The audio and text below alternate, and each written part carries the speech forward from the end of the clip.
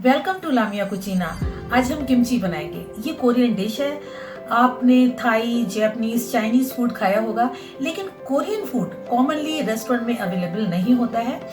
ये नापा कैबेज से बनाया जाता है, लेकिन हम इंडियन कैबेज से ऑथेंटिक रेसिपी बनाना बताएंगे, इसलिए मेरी वीडियो को आप लास्ट तक देखें। ये पिकल की तरह खाया जाता है, लेकिन किमची से हम और भी डिशेस बना सकते हैं जो मेरी आने वाली वीडियो में आप देख पाएंगे।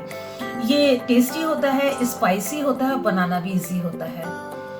अगर आप BTS को फॉलो करते हैं तो आपने देखा होगा कि BTS की कई वीडियो में किमची का जिक्र किया है। तो आज का वीडियो हम BTS आर्मी के लिए लेकर आए हैं। तो अगर मेरा वीडियो अच्छा लगे, लाइक कीजिए, शेयर कीजिए और सब्सक्राइब करना ना भूलें।